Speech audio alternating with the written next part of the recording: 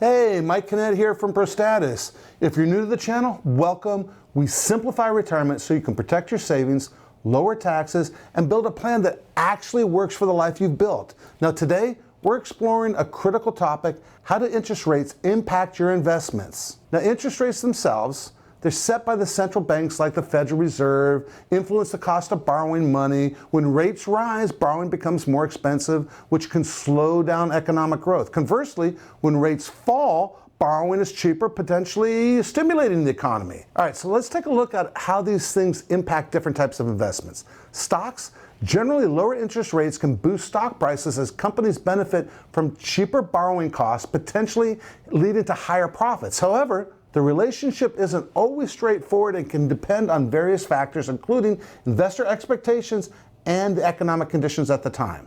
Now, bonds themselves, bond prices and interest rates have an inverse relationship. Think about a teeter-totter, right? When interest rates rise, the bond prices drop.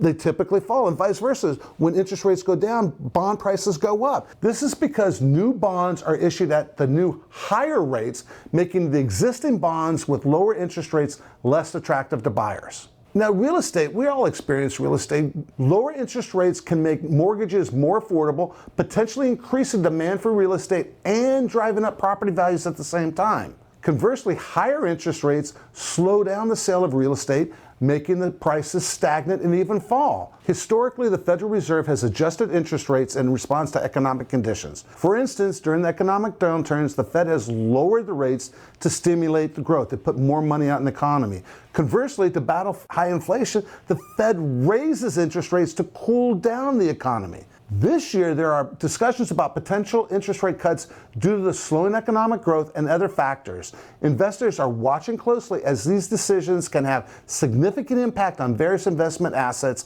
including their income. Understanding how interest rates affect investments is crucial for making informed decisions. As the economic landscape evolves, staying informed and consulting with financial professionals can help navigate these changes effectively.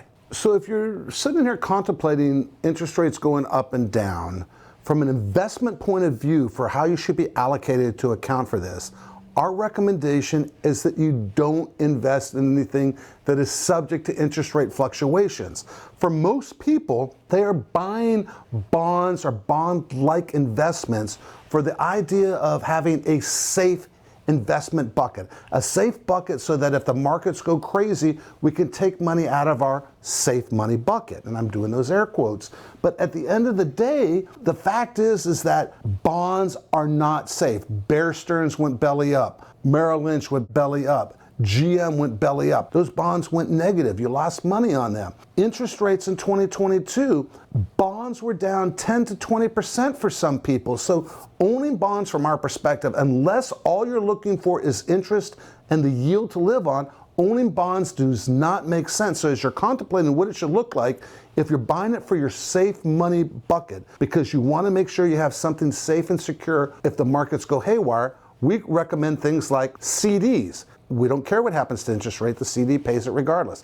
A fixed annuity, it pays a fixed interest rate. We don't care what happens with interest rates. A fixed index annuity, we don't care what happens to interest rate, it pays strictly a dollar amount. A structured note, we don't care what happens. All of those things are truly safe money. You don't lose money when interest rates go up and down, and you don't lose money when the stock market goes up and down. Now, obviously, they're insured by whomever they're insured by, but at the end of the day, they're not subject to market fluctuations, and they're not subject to interest rate fluctuations, which is why for us, for people that are buying bonds, we tell them stop buying bonds. Let's find something that is truly safe for your safe money bucket. And as always, if you found this information useful, give the video a like, subscribe to our channel, and drop your questions in the comments section. We're here to help.